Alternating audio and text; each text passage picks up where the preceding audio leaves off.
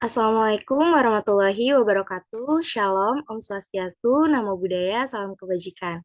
Salam sejahtera bagi kita semua yang terhormat, Ibu Dewi Cahyani selaku dosen pengampu mata kuliah Manajemen Risiko Bisnis kelas A dan juga teman-teman sekalian yang menonton video ini. Pada kesempatan kali ini, kami dari kelompok 9 Manajemen Risiko Bisnis kelas A akan menjelaskan tentang risiko kredit. Sebelumnya, saya akan memperkenalkan anggota kelompok kami, yang terdiri dari Gabriel Morales Pasaribu dengan NIM 19, 10, 11, 11, 31, Firza Berliana Zakia dengan NIM 211, 0111, 035, Intan Kamaludin dengan NIM 211, 011, 036, Aruna Rarairani dengan NIM 211, 0111, 038. Pada kesempatan kali ini terdapat beberapa pokok bahasan yang akan kita bahas, yaitu ada pengertian risiko kredit, unsur-unsur dalam pemberian kredit, jenis-jenis kredit, tujuan dan fungsi kredit, prinsip pemberian kredit, kualitas kredit, teknik penyelesaian kredit macet, teknik pengukuran risiko kredit, dan juga ada studi kasus. Di sini yang pertama ada pengertian dari resiko kredit. Menurut Ikatan Bankir Indonesia tahun 2016, resiko kredit merupakan salah satu resiko yang penyebab utamanya ialah gagal menyelesaikan kewajiban kepada bank sesuai perjanjian yang telah disepakati. Nah, secara singkat, resiko kredit merupakan kegagalan debitur untuk membayar cicilan yang sudah disepakati oleh pihak-pihak yang bersangkutan. Nah, selanjutnya di sini ada unsur-unsur dalam pemberian kredit. Yang pertama ada unsur kepercayaan. Dalam unsur kepercayaan ini, adanya kepercayaan atas pencapaian yang diperoleh debitur dari kreditur dalam hal pelunasan serasi dengan tempo yang telah disepakati sebelumnya. Nah, lalu yang kedua di sini ada unsur waktu. Unsur waktu ini merupakan jarak antara eh, peminjaman dengan keuntungan yang akan diterima di masa yang akan datang. Dalam unsur waktu terdapat implementasi nilai agio yang yaitu uang yang ada akan lebih tinggi daripada nilai uang yang diterima di masa yang akan datang. Nah, di sini yang ketiga ada unsur resiko. Dalam unsur resiko ini mendeskripsikan resiko apa saja yang mungkin akan dialami dalam tempo peminjaman kredit tersebut. Untuk menutupi kemungkinan adanya ingkar janji, maka pihak kreditur dan pihak debitur sudah menetapkan perjanjian pada saat peminjaman kredit tersebut disetujui. Dan yang terakhir di sini ada unsur prestasi. Prestasi yang dituju ini adalah adanya pemberian uang kontra prestasi yang merupakan bunga sebagai imbalan atas jasa terhadap pihak kreditur yang telah bersedia meminjamkan uangnya kepada debitur. Nah, selanjutnya ada jenis-jenis kredit. Nah, kredit ini dibagi menjadi beberapa jenis. Di sini ada kredit berdasarkan kegunaan. Ada investasi, modal kerja, dan juga konsumsi. Lalu selanjutnya ada kredit berdasarkan tujuan kredit. Ada produktif, konsumtif, dan juga perdagangan. Selanjutnya ada kredit berdasarkan jangka waktu. Ini dibagi menjadi tiga, yaitu pendek, menengah, dan juga panjang. Selanjutnya ada kredit berdasarkan jaminan yang dibagi menjadi dua, yaitu kredit jaminan dan juga kredit tanpa jaminan. Selanjutnya kredit berdasarkan sektor usaha, yaitu beberapa sektor usaha di sini ada pertanian, peternakan, industri, pertambangan, perumahan, pendidikan, dan juga profesi. Selanjutnya ada kredit berdasarkan lembaga yang menerima, yaitu dibagi menjadi 4, badan usaha pemerintah, badan usaha swasta, perorangan, dan juga bank koresponden. Selanjutnya, kredit berdasarkan kualitas kredit, yaitu ada kredit lancar, perhatian khusus, kurang lancar, diragukan, dan juga yang terakhir ada kredit macet. Selanjutnya ada kredit berdasarkan sektor ekonomi, yaitu ada beberapa sektor, ada tambang, dagang, industri, jasa, perikanan, dan juga pertanian. Selanjutnya tujuan kredit. Secara garis besar, tujuan kredit dibagi menjadi 3 kelompok kategori, yaitu sebagai berikut. Ada bagi kreditur, bagi debitur, dan juga bagi negara. Kalau bagi kreditur, di sini kreditur memiliki tujuan yakni mendapatkan keuntungan dan bunga pinjaman atas kredit, serta memberikan bantuan kepada debitur yang membutuhkan. Kalau bagi debitur, Kredit bertujuan untuk memenuhi kebutuhan sumber modal untuk mencapai keuntungan agar di masa yang akan datang dapat mengembalikan uang pinjaman tersebut beserta bunga yang telah disepakati sebelumnya. Nah, yang terakhir ini ada bagi negara. Bagi negara, kredit bertujuan untuk menggerakkan roda pembangunan di semua sektor guna menciptakan masyarakat yang adil dan makmur. Selanjutnya ada fungsi kredit yang akan dijelaskan oleh partner saya, Intan Kamaludin. Dipersilahkan. Baik, terima kasih Firza. Selanjutnya ada fungsi kredit. Secara garis besar, kredit berfungsi untuk merangsang pihak kreditur dan debitur untuk saling membantu untuk mencapai kebutuhan masing-masing. Berikut beberapa fungsi kredit lainnya. Yang pertama, kredit berfungsi sebagai alat menjaga stabilitas ekonomi. Yang kedua, kredit berfungsi untuk mengembangkan fungsi uang dan barang. Yang ketiga, kredit berfungsi sebagai penghubung dalam peningkatan pendapatan nasional. Yang keempat, kredit berfungsi untuk meningkatkan uang yang beredar. Dan yang kelima, kredit berfungsi sebagai alat ekonomi internasional. Next.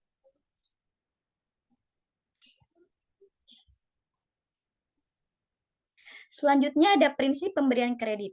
Sistem yang digunakan oleh bank atau suatu perusahaan yang memberi pinjaman lainnya untuk mengukur kelayakan kredit dari seorang calon debitur. Dibagi menjadi 5. Yang pertama ada karakter. Yang kedua ada capacity atau kapasitas. Yang ketiga ada kapital atau modal. Yang kelima ada condition atau kondisi. Dan yang kelima ada collateral atau jaminan. Next. Selanjutnya ada kualitas kredit. Kualitas kredit dibagi menjadi 5. Yang pertama ada kredit lancar, di mana pembayaran hutang tepat waktu atau sebelum jatuh tempo. Yang kedua, kredit dalam perhatian khusus atau DPK, di mana pembayaran hutang menunggak 1-90 hari setelah jatuh tempo. Yang ketiga, ada kredit kurang lancar, di mana pembayaran hutang menunggak 91-120 hari setelah jatuh tempo. Yang keempat, ada kredit diragukan, di mana pembayaran hutang menunggak 121-180 hari setelah jatuh tempo. Dan yang kelima, ada kredit macet, di mana pembayaran hutang menunggak lebih dari 180 hari setelah jatuh tempo. Next. Selanjutnya ada teknik penyelesaian kredit macet. Kredit macet adalah kondisi di mana debitur baik perorangan maupun badan usaha tidak mampu membayar cicilan atau hutang kepada debitur. Teknik penyelesaian kredit macet ini dibagi menjadi 3. Yang pertama ada penjadwalan ulang atau rescheduling, di mana pemberian perpanjangan waktu untuk dapat melunasi hutang. Yang kedua ada persyaratan kembali atau restructuring, di mana mengatur ulang persyaratan dan mengubah jadwal pembayaran hutang. Dan yang ketiga ada penataan kembali atau reconditioning, di mana keringanan pembayaran hutang dan mengurangi atau menghilangkan bunga. Next. Selanjutnya ada teknik pengukuran risiko. Apabila di sebuah perusahaan menetapkan untuk memberi izin calon konsumen dengan membeli secara kredit, maka perusahaan akan menghadapi kesempatan bahwa calon konsumen ini tidak akan membayar pembelian tersebut. Oleh karena itu, untuk mengantisipasi terjadinya risiko kredit, perlu dilakukannya sebuah evaluasi sebelum memberikan kredit kepada calon konsumen. Untuk mengantisipasi risiko kredit, maka terdapat beberapa teknik pengukuran risiko, baik itu kualitatif maupun kuantitatif. Next. Teknik pengukuran risiko ini dibagi menjadi 2. Yang pertama ada teknik analisis kualitatif risiko kredit. Yang kedua ada teknik analisis kuantitatif risiko kredit. Yang pertama ada teknik analisis kualitatif risiko kredit, di mana dalam kerangka analisis kredit 3R dan 5C dapat dipergunakan sebagai menilai kelayakan kredit suatu perusahaan, di mana biasa digunakan untuk analisis kualitatif risiko kredit dalam dunia perkantoran atau perbankan, di mana kerangka 3R untuk menilai risiko kredit berfokus pada perilaku peminjam di masa lalu. Kerangka 5C melihat kelayakan kredit perusahaan. Kerangka tersebut mempertimbangkan kemampuan nasabah untuk melunasi utangnya kepada calon bank. Yang kedua ada teknik analisis kuantitatif risiko kredit, di mana teknik di atas digunakan untuk menilai teknik pengukuran risiko kredit dalam kualitatif. Analisis kuantitatif juga dapat digunakan untuk mengukur risiko kredit. Nah, beberapa metode yang digunakan untuk menilai risiko kredit antara lain yaitu yang pertama ada rating perusahaan, yang kedua model scoring kredit, yang ketiga ada RAROC, yang keempat ada mortality rate, yang kelima ada term struktur, yang keenam ada kredit metrik, dan yang ketujuh ada teori risiko opsi. Selanjutnya akan dibacakan oleh rekan saya, Kak Gabriel Morales. Dipersilakan.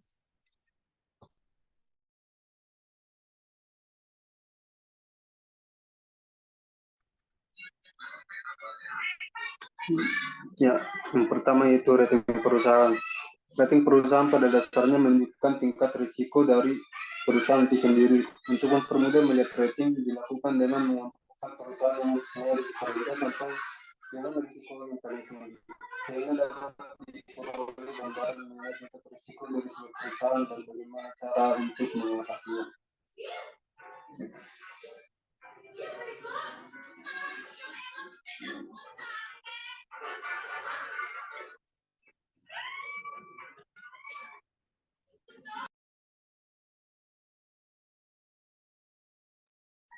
Yang kedua yaitu model scoring kredit.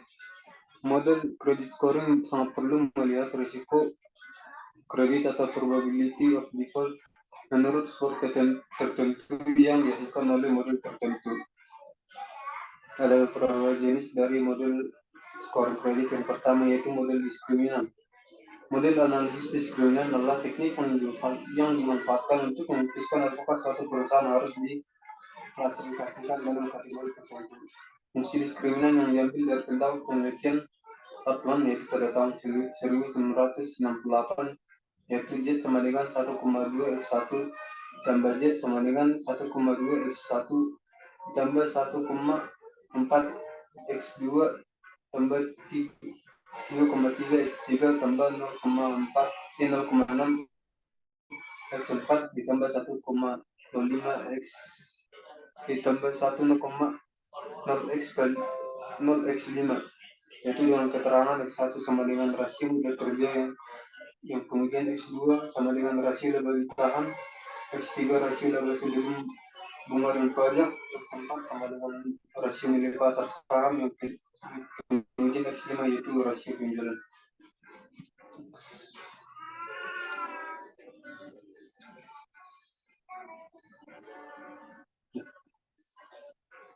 Ya, model kedua yaitu model probabilitas linear. Model probabilitas linear bisa dipakai untuk mengakomodasi keinginan tersebut. Langkah-langkahnya yang pertama yaitu mengestimasi persamaan untuk model probabilitas. Variabel gagal bayar menjadi variabel tidak bias. Perusahaan yang gagal bayar diberi kode 0. Yang tidak gagal bayar diberi kode 1. Kemudian langkah yang kedua yaitu mengumpulkan data untuk variabel bebas atau misal rasio keuangan. Yang terakhir yaitu estimasi bisa dilakukan dengan teknik regresi linear. Berikut ini estimasi dengan model probabilitas linear menghasilkan persamaan yaitu Z sama dengan 0,2 ditambah 1,3 X1 tambah 0,5 X2 dengan keterangan X1 sama dengan rasio model kerja yang kemudian X2 sama dengan rasio sebelum bunga dan pajak para pengeluaran. Model yang ketiga yaitu model probabilitas logik. Model persamaan logik menggunakan link logik atau bukan linear seperti dalam persamaan regresi biasa. Misalkan Y adalah probabilitas sukses. Regresi logik bisa dituliskan dengan persamaan yaitu logik Y sama dengan logik log Y dibagi Y1 kurang Y tutup kurung sama dengan A ditambah B1 X1 ditambah B2 X2.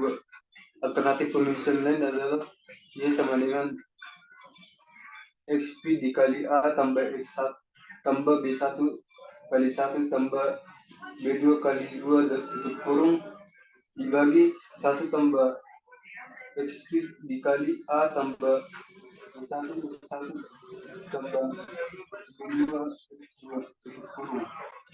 Misalkan hasil estimasi menunjukkan persamaan sebagai berikut, yaitu sama dengan persamaan probabilitas linear di atas, yaitu dengan persamaan Y sama dengan 0,2 tambah 1,3 X1 tambah 0,5 X2 dengan keterangan X1 sama dengan rasio modal kerja dan X2 yaitu rasio laba sebelum bunga dan pajak atau totalasi. Lanjut yang ketiga yaitu RARP atau Adjusted Return on Capital. RAROP merupakan metode berbasis risiko yang digunakan untuk mengukur kinerja keuangan. Ada untuk menulis dari RAROP, yaitu pendapatan dari pinjaman pertama dibagi model yang berisiko.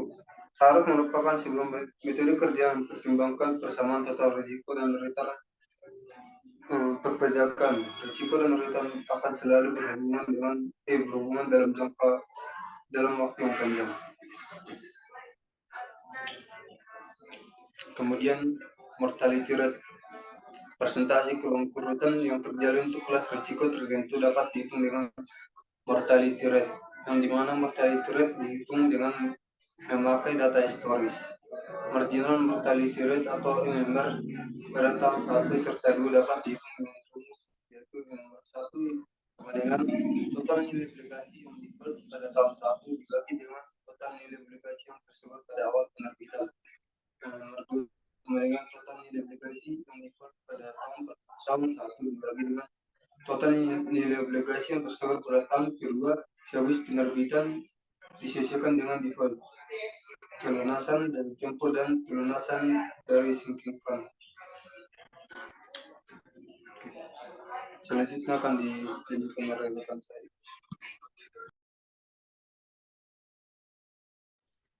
Baik, selanjutnya ada term struktur. Term struktur atau yield curve atau kurva hasil menampilkan ikatan antara jangka. Pada keadaan pasar sempurna, tidak terdapat peluang arbitrase, hingga tingkatan keuntungan yang diharapkan untuk obligasi perusahaan akan sama dengan tingkat keuntungan yang diharapkan untuk obligasi pemerintah, seperti formula di bawah ini. 1 ditambah RF sama dengan PI dalam kurung 1 ditambah RI, di mana RF merupakan yield obligasi pemerintah, RI yield obligasi perusahaan, dan PI merupakan probabilitas obligasi perusahaan bertahan. Kemudian yang keenam ada kredit metrik. Kredit metrik adalah perlengkapan pengukur risiko kredit dengan memakai kerangka value at risk, sehingga volatilitas risiko kredit atau risiko yang tidak dapat diperkirakan dapat diperhitungkan. Terdapat 2 permasalahan bila kita memakai kerangka VAR untuk risiko kredit, ialah distribusi yang tidak wajar serta penghitungan korelasi. Ilustrasi perhitungan kredit matrix dapat dilihat memakai 2 contoh, yaitu kredit matrix untuk aset individual serta portofolio dengan 2 aset. Yang A, kredit matrix untuk aset individual. Nilai obligasi akan bervariasi seiring dengan perubahan peringkat. Kebutuhan akan keuntungan dalam jumlah tertentu bervariasi, yang menyebabkan penyesuaian ini. Tingkat diskonto akan turun, dan jika peringkat tetap positif, dapat mengakibatkan kenaikan harga. Kemudian kredit matrix untuk portofolio dapat menghitung VAR menggunakan metode yang berbeda.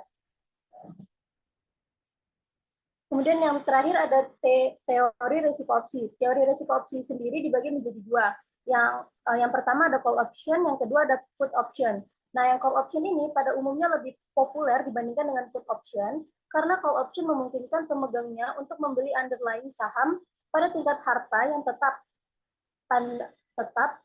tanpa memandang bagaimana berjalannya saham tersebut di masa yang akan datang.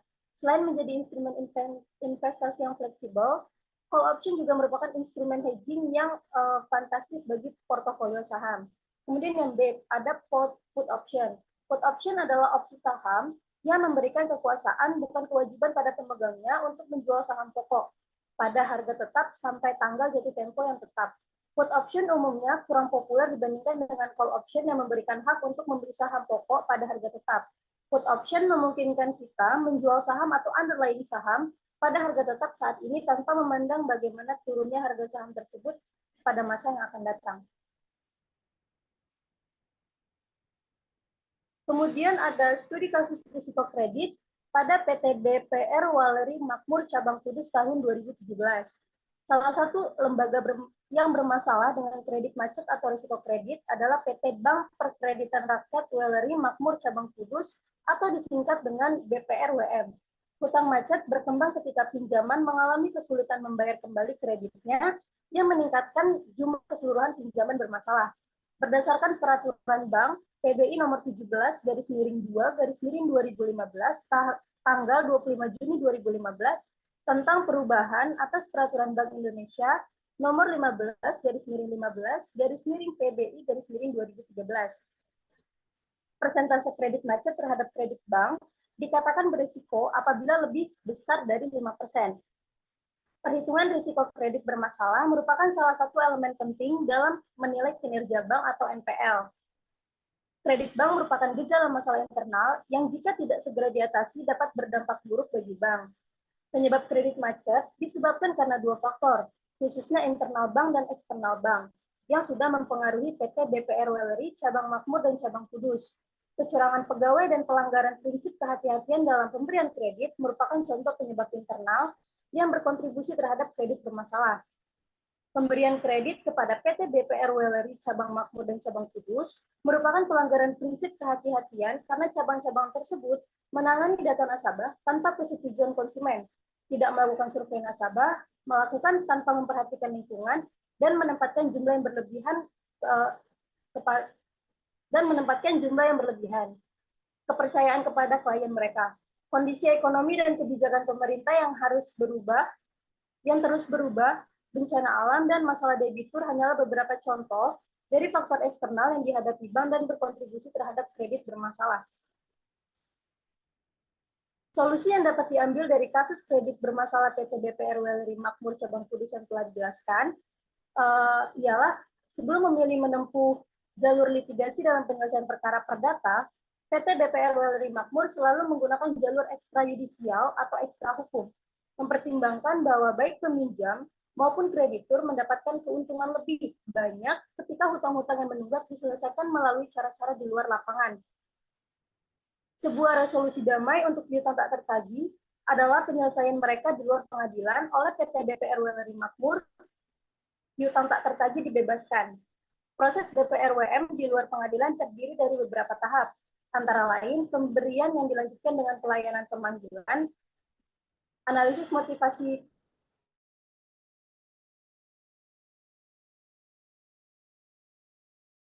PT BPR uraian tentang hal-hal yang berkaitan dengan biaya.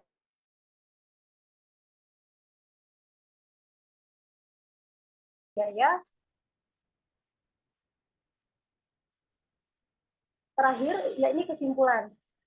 Dari pembahasan pada bab sebelumnya, dapat kita simpulkan bahwa risiko kredit adalah suatu jenis kegagalan sebuah perusahaan, lembaga, atau individu agar dapat membayar kewajiban pada tepat waktunya. Hal ini mencakup kewajiban yang sudah jatuh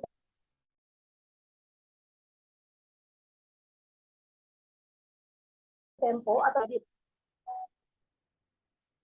Hal yang dapat ditekankan mengenai risiko kredit yaitu terbagi menjadi dua jenis, yaitu risiko jangka panjang dan juga jangka pendek. Hal ini dapat berdampak pada tertundanya pembayaran dividen kepada para investor. Oleh karena itu, untuk memprediksi terjadinya risiko kredit dini, perlu dilakukan evaluasi sebelum memberikan kredit kepada calon nasabah. Teknik kualitatif dan juga kuantitatif merupakan teknik yang dapat digunakan dalam analisis risiko. Prinsip 5C mengacu pada teknik kualitatif, sedangkan rating perusahaan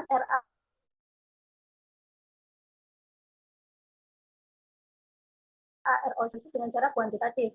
Adapun cara untuk mengendalikan risiko kredit adalah dengan memperketat persyaratan dalam penjualan, kemudian menaikkan rasio jaminan ke tingkat yang dianggap paling aman, akan dapat memudahkan dalam analisis kredit dan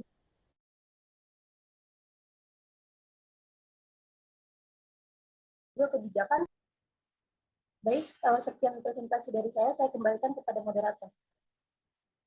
Baik,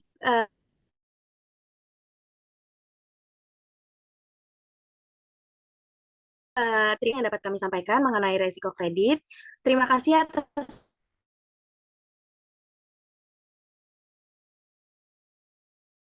perhatian.